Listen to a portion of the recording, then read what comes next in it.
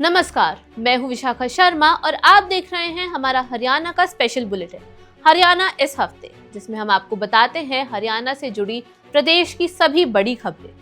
गुरुग्राम के Sultanpur national park के आसपास 184 अवैध निर्माण अब गिराए जा सकते हैं।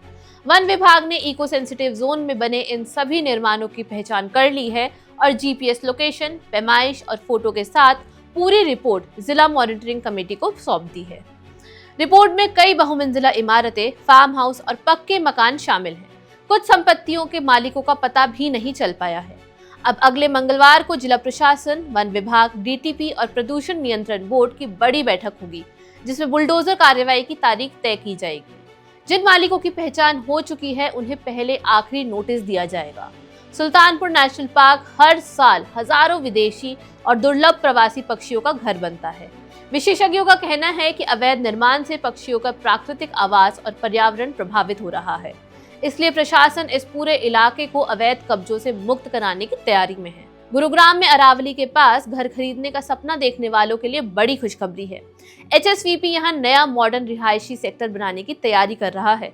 इसके लिए शिकोहपुर गांव के किसानों ने दिल्ली जयपुर हाईवे के पास अपनी 107 एकड़ जमीन देने का प्रस्ताव दिया है। पूरे हरियाणा में 1.6 लाख एकड़ और अकेले गुरुग्राम में 17,000 एकड़ जमीन पर नए सेक्टर विकसित करने की योजना है। ई भूमि पोर्टल पर अब तक 8 गांवों से 196 एकड़ जमीन के आवेदन मिल चुके हैं।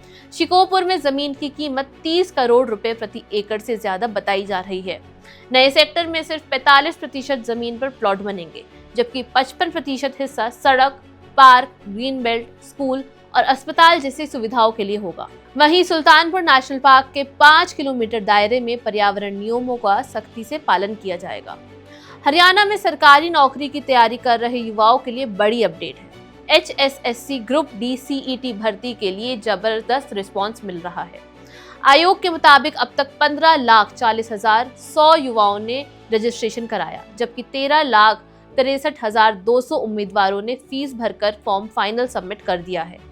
HSSC चेयरमैन हिम्मत सिंह ने कहा है कि अपना फॉर्म खुद भरें, किसी साइबर कैफे पर पूरी तरह भरोसा ना करें और सबमिट करने से पहले नाम, जन्मतिथि, दस्तावेज और कैटेगरी जैसी सभी जानकारी अच्छी तरह चेक करें।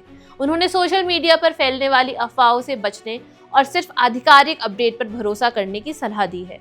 परीक्षा पूरी तरह पारदर्शी होगी और सुरक्षा के लिए CCTV, बायोमेट्रिक और जैमर का इस्तेमाल होगा। जिन उम्मीदवारों ने अभी फीस या फॉर्म फाइनल नहीं किया है, वे आखिरी समय में सर्वर की दिक्कत से बचने के लिए जल्द प्रक्रिया पूरी करें और अब पूरी ताकत से तैयारी में जुट जाएं।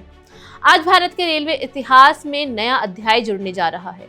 प्रधानमंत्री नरेंद्र मोदी आज 7 जुलाई 2026 को हरियाणा के जींद से देश की पहली हाइड्रोजन ट्रेन को हरी झंडी दिखाएंगे। इसी दौरे में पीएम मोदी ने नए मेडिकल कॉलेज और आधुनिक जींद रेलवे स्टेशन का भी उद्घाटन करेंगे। हाइड्रोजन ट्रेन शुरू होने के साथ ही भारत जर्मनी, जापान, दक्षिण कोरिया, कनाडा, फ्रांस और स्वीडन जैसे देशों की सूची में शामिल होकर ये तकनीक अपनाने वाला दुनिया का 8वां देश बन जाएगा। चेन्नई की ICF में बनी इस ट्रेन में 2 पावर कार, कुल 2400 किलोवाट की क्षमता और 8 यात्री कोच हैं। ट्रायल में इसने 110 से 120 किलोमीटर प्रति घंटा की रफ्तार हासिल की। शुरुआत में ये जींद सोनीपत रूट पर चलेगी और पहले 3 महीने इंजीनियर ट्रेन में मौजूद रहेंगे। किराया भी काफी कम है। जींद सिटी और पांडुपिंडारा 5 रुपए, भंभेवा 10, मुहाना 15 और सोनीपत सिर्फ 25 रुपए। दिल्ली पुलिस की स्पेशल सेल और हरियाणा STF ने एक जॉइंट ऑपरेशन में गैंगस्टर लॉरेंस बिश्नोई गैंग के 2 कथित शार्प शूटर प्रवेश और हिमांशु को एनकाउंटर में मार गिराया। पुलिस के मुताबिक दोनों हाल ही में हरियाणा के हांसी में जिम संचालक कपिल की हत्या के मुख्य आरोपी थे। खुफिया इनपुट मिलने के बाद पुलिस ने दिल्ली हरियाणा बॉर्डर के पास घेराबंदी की, लेकिन रुकने के बजाय दोनों ने पुलिस पर फायरिंग शुरू कर दी। जवाबी कार्रवाई में दोनों घायल हुए और अस्पताल में डॉक्टरों ने उन्हें मृत घोषित कर दिया। इस मुठभेड़ के बीच पुलिस कांस्टेबल के पैर में गोली लगी, जबकि 4 पुलिसकर्मियों की बुलेट प्रूफ जैकेट पर गोलियां लगी, जिससे उनकी जान बच गई। मौके से पुलिस ने अवैध हथियार, कारतूस और कुछ दस्तावेज भी बरामद किए हैं। अब जांच हो रही है कि इन शूटरों को हथियार किसने दिए और उनका अगला निशाना कौन था। तो ये थी हरियाणा की इस हफ्ते की सभी बड़ी खबरें। आपको हमारा ये सेगमेंट कैसा लगा, कमेंट में बताइए।